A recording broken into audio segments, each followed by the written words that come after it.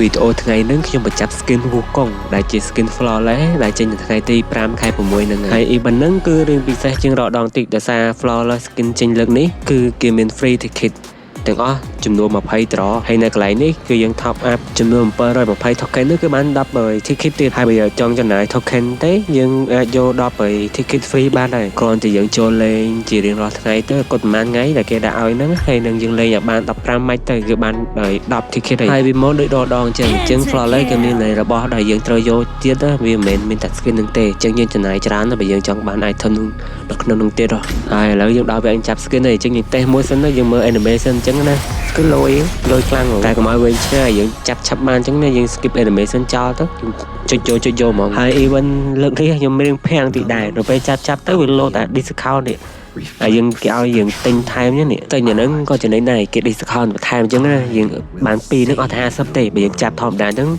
ម្ដងអស់50បាត់ហើយមិនមែនលោមកតែម្ដងទេវាលោមករហូតវាឲ្យយើងទិញវា discount ឲ្យយើងអញ្ចឹងក៏រៀងចំណេញដែរយើងធ្វើអញ្ចឹងក៏អត់សូវខាតដែរហើយខ្ញុំភ្លេចប្រាប់ token មិញខ្ញុំនៅសល់ 15000 token ណាខ្ញុំគិតថាប៉ុណ្្នឹងចោះវាលើសតាមទិញទួចទេអញ្ចឹងយើងគិតប៉ុណ្្នឹងស្រួលរាល់ហើយអញ្ចឹងខ្ញុំដាក់ម្ដងឲ្យ10ត្រអស់ហើយ475 token ទៅហ្នឹង10ត្រតុងចន្លោះហើយ4500 token ទៅដល់7000ហ្នឹងតាមសំណាងឯងតែក្នុងចន្លោះប៉ុណ្្នឹងចាប់ពីអ្នកសំណាងដល់អ្នកអត់សំណាងវាខ្ទង់ពី4000ជាងនឹងទៅដល់7000ហើយក៏នៅមានជួយខ្លែងយករបស់ដែរនៅពេលដែលយើង spin បានច្រើនទៅវា free អាកាដូអីអាកន្លែងអើយ point ហ្នឹងយើងឆាប់បានអាហ្នឹងតែខ្ញុំបរិយាវីដេអូទៅបាំងបាត់ហើយកន្លែងតែអញ្ចឹងខ្ញុំមិនដឹងថាខ្ញុំអស់ប្រហែលដងហ្នឹងតំបាន400ជាងទេនោះខ្វះ500 point ទៀតហើយចូល skin ច្រើនទៅក៏តែល្អដែរព្រោះ skin ភាគច្រើនតែមានអញ្ចឹងទៅវាដូរជា point នឹងឲ្យស្រាប់ហ្មងវាមិនបាន skin ទេបានតែ hero ទេនេះបាន skin មួយនេះវាដូរឲ្យ80ទៀតព្រោះ skin នឹងខ្ញុំមានហើយតែខ្ញុំមានអារម្មណ៍ថាខ្ញុំចាប់ទៅដូចអត់សូវបាន point នឹងច្រើនសោះវាបានត្រឹមតែ5 3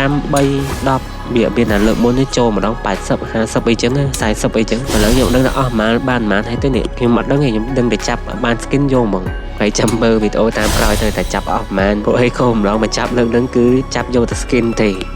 គឺធ្វើម៉េចឲ្យបាន skin លេងព្រោះអីខ្ជិលចាំបើខ្ញុំចាំហើយគេ free ត្រហ្នឹង free ticket ហ្នឹងក៏ខ្ញុំអស់រៀងតិចដែរប៉ុន្តែដោយសារខ្ញុំចង់បានភ្លាមខ្ជិលចាំឥឡូវចាប់ឥឡូវចូល skin មួយនេះ skin ខ្ញុំអត់មានទេឥឡូវគឺបាន skin នឹងមួយហើយនិយាយមែនចង់ចូល skin បានមានហើយវាស្រួលបាន point វាអស់តិចបើចូល skin ហ្នឹងចូលក៏បានដែរប៉ុន្តែយើងវាចំណាយអស់ token នឹងច្រើនអញ្ចឹងណាបើ skin ពួកនឹងយកមកអត់លេងតែហ្នឹងឥឡូវចិត្តបានអញ្ចឹងណាខ្ញុំបាយកំណត់ទៅចុចម្ដងខ្លាចអស់ token ច្រើនបើចិត្តបានហើយនៅពេលចុចម្ដងមួយចង់អស់ជាងម្ដង10នឹងទៀតណាតែអត់អីចុចលេងទៅចិត្តបានហើយឥឡូវគឺបានហើយបូកសរុបចុះឡើងទៅអស់5200ហ្នឹងតុង5200 token ទេរឿងគិតតែ skin សុទ្ធទេណាតែ skin មួយទេហើយនៅទាំង record នៅអីផ្សេងដែលចង់បានទៀតណាគឺអស់ច្រើនហ្មង And which facet of me is it that you see គឺស្អាតចូលហ្មង skin លើកហ្នឹងគឺមកគឺបែបទេវតាអញ្ចឹងណាតែរឿងសេបន្តិចដែរដោយសារតែវាអត់មានអា 3D poster ហ្នឹងអត់មានកន្លែងយើងដាក់អីអួតទៅកន្លែងយើងតាំង profile វាតាំងមកដូចគ្នាទេប៉ុន្តែគាត់តែវាអត់មានអា 3D ពេលយើងកើទៅវាចេញជា 3D poster ហ្នឹងមកនេះវាតាំងបានតែរូបអញ្ចឹងហើយនឹង intro ហ្នឹង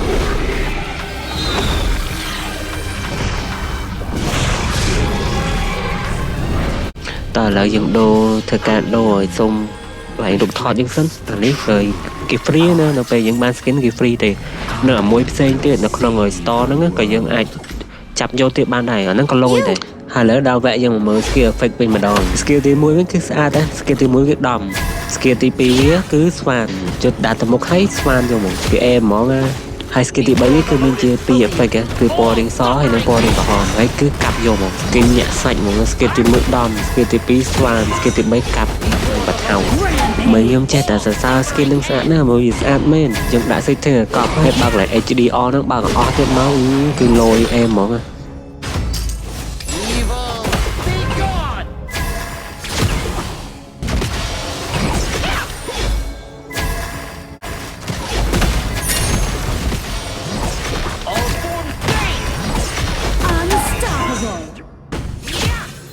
ហើយផ្លេចនិយាយ basic attack មិញ basic attack ក៏ស្អាតដែរគឺពណ៌ចេញមកពណ៌លឿងហើយរៀងស្វាយហើយយើងមកមើល recall វិញក៏លយដែរញាក់សាច់ហ្មង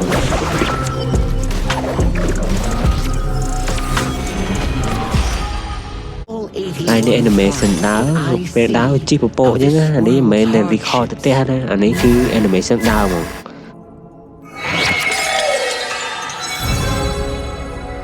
I return from the west to dive back into this chaotic world. នៅមានអាឡែងបំបី turret ទៀតតែខ្ញុំភ្លេចដាក់බලវីដេអូហ្នឹងវាវែងពេកខ្ញុំដាក់តែប៉ុណ្្នឹងឯងហើយអត់មានអីនិយាយទៀតទេមានតែប៉ុណ្្នឹងទេក្រៅពីស្អាតហើយ skin ហ្នឹងក៏លយហ្មងគេខ្ញុំដាក់ setting ឲ្យកប់ហើយបើ HDR ជាតិហ្មង Divine force renewed. Killing spree. They're no match for you.